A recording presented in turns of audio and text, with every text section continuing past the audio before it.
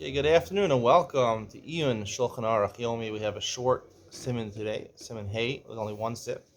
This talked about what you're supposed to have in mind when you say Hashem's name, and more specifically, the pasuk of Shema Yisrael, Hashem Elokeinu, Hashem Echad, which includes Hashem's name, Midas Harachamim, which is Hashem, and Midas Hadin, which is Elokim.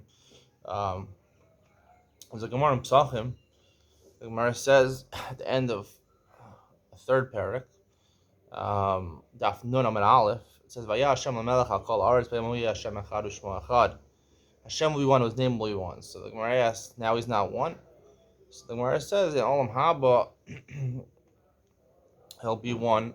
Now he's not looked at as one. The Gemara continues, I'm not going to look at Olam Hazeh Olam Haba. Olam Haba, Olam Hazeh Nichtav Yud Kei V'Nikra Ba'alef Dalet, like Kriya Shema, which we talked about in the halachic part, that you have to have in mind during Kriya Shema, L'chatchila, both of the meanings, that Hashem is all power, is the master of you, everybody. We're all slaves to Hashem, we're all Abdei Hashem.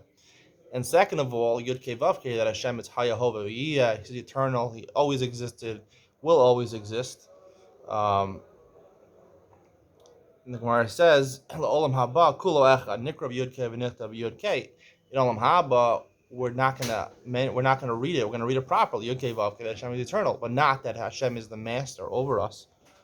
So this is included in the halacha. Just to explain this Gemara a little better on a little deeper level. This gets into a little drasha over here, but not really. It's really the truth. Hashem Elokeinu, Hashem Echad. That technically in this world, Hashem Elokeinu, Hashem Echad, right? The Gemara says Echad is Olam Haba. Echad, he'll be truly one, the Olam Haba. And Hashem Elokeinu, Hashem now Hashem is Elokeinu. So now he's Elokeinu, which the Shulchan Aruch said that you have to have in mind that he is Bala Kolchos Kula. So there's two things that exist now that won't exist in the future. First of all, there's Midas Hadin Elokim, which means he's Bala Kolchos Kula. He has the ability to punish people as much and as harsh as he wants. And secondly, he's the master over everything. That's part of Kabbalah, Al Malchus Shamayim. That's part of Kriya Shema, Kabbalah Al Malchus Shamayim. That we're slaves to Hashem, right? You hear in all the songs, I'm an Eved Hashem, Ari Golach, the Nusi. At the end of the day, I'm just a servant of Hashem. Ari Golach, shout out to Ari Golach, my favorite Jewish musician. He has the best tunes for sure. Never anyone, very creative. Lyrics not necessarily the best out of anybody, but his tunes are. He produces almost like 8-9 good tunes per CD. Definitely, probably the best Jewish musician of all time, in my opinion. Definitely not. This is definitely an opinion that most people don't agree with.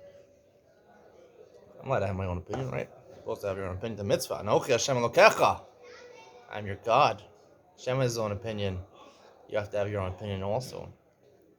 So, that's part of the Midas Hadin. I mean, we don't really understand Midas Hadin because when a person goes through this world the first time, he might have hard hardships in life, maybe financially, maybe medically.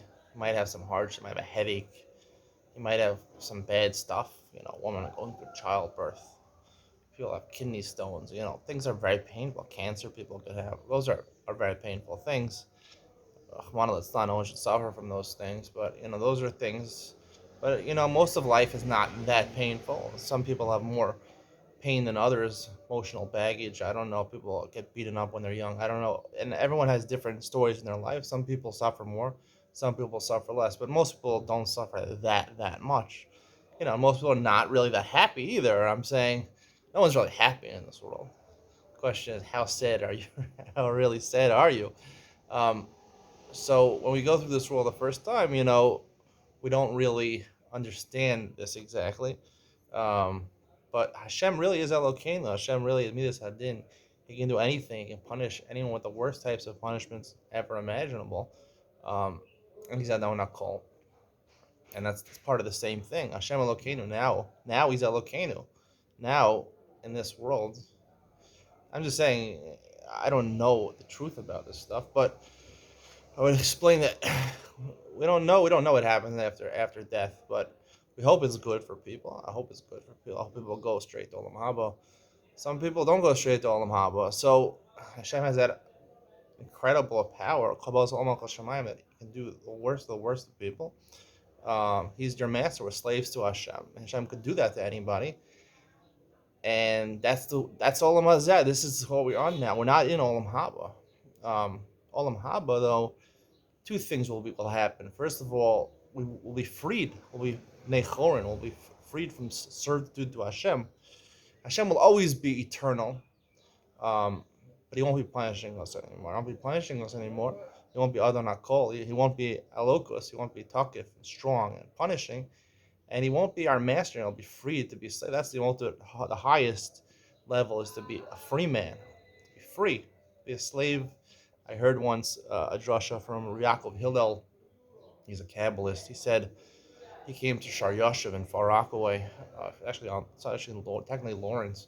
And he said the highest level a Jew can reach is in Eved Hashem, and some people will lead you to believe this, and that is not the truth. I don't think so. I think it's a terrible thing to be an Eved Hashem. It's a reality that most of us to go through. Almost all of us to go through. We are avodim to Hashem. That's the mitzias. We are, whether a little bit during our life after we die, we're avodim to Hashem. But that's not the highest level. It's a terrible thing to be Eved Hashem. To be Eved Ivri, not a good thing. Worse to be Eved Kaini. I mean, Eved Ivri. To be Eved La'olam.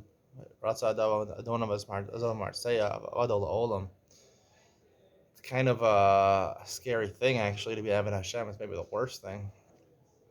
So, that's my opinion. Again, my opinion. So, anyway, that's the Messiah. That's the way we live in right now. And the reason that life is hard and we don't have meaning in life and we don't try to search for what is the meaning of life, we can't figure out what's going on. What's the meaning of life? What's the point of life? And everyone has more difficulty than happiness in this world. Maybe you get something to make you a little happy, but like it says in the Constitution of America, the pursuit of happiness, no one will really ever attain happiness. Almost everybody won't attain happiness, but you could try, you could pursue it. It's a freedom that we have. Anyway, the point is that it's going to be drastically different in Olam Haba. This is what I want to emphasize. At Olam Haba, hopefully Mashiach Pam Meir of Yameinu will experience. It's not going to go right away to Olam Haba. It'll be almost Mashiach, which is a transition period between Olam Hazeh to get to Olam Haba, and slowly we'll be able to be freed from the servitude to Hashem. Not that Hashem wants to have servitude. It's just because Hashem is greater than everybody else. So therefore, we're avodim to Him, and He can treat us whatever way He wants. So, it's unfortunate, but that's the way it is. Hashem is beyond our comprehension. We don't understand what Hashem is or how Hashem is. We don't understand anything about Hashem, but we will. And one day we're going to understand Hashem. We'll understand His eternity, right? We'll understand His eternity. We'll know how Yehovah V'yeh. We'll understand eternity, and then we'll be free. We truly understand Hashem. Right? We're going to truly understand what Hashem is. We'll be free at that point. It won't be avodim to Hashem, and we won't be punished by Hashem, and we're free to enjoy Olam Haba. And some people, yes, amazing. See you tomorrow. Bye.